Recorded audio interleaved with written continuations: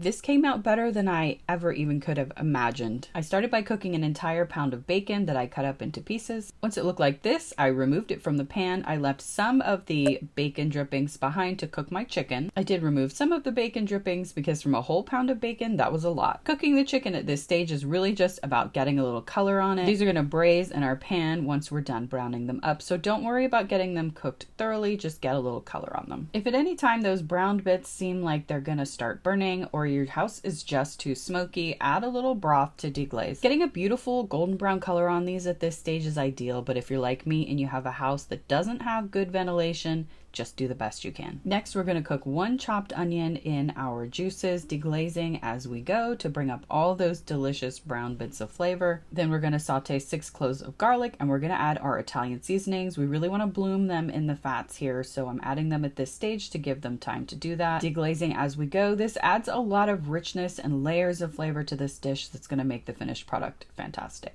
2 tablespoons of tomato paste. Make a well in the center of your pan and cook that for a few minutes to cook out that raw flavor. And then once everything looks like this, you're going to go ahead and put your chicken back in, along with most of the bacon that you cooked before. I did save a little bacon for putting on top. Then you want to add enough liquid to go about 1/2 to 2/3 of the way up the chicken. I'm adding some red wine here. It doesn't have to be anything fancy. I just emptied out the rest of that box that I used for a different dish and then added enough stock to make sure that it was submerged about 1/2 to 2/3 of the way. And then we're going to braise this for about 45 minutes. So you want it to be at a simmer, not a high boil, but you do want it to be at a high enough temperature to cook that chicken. And 45 minutes later, it was absolutely delicious. I topped it with some spring onion and that bacon that I set aside. 10 out of 10 will make again.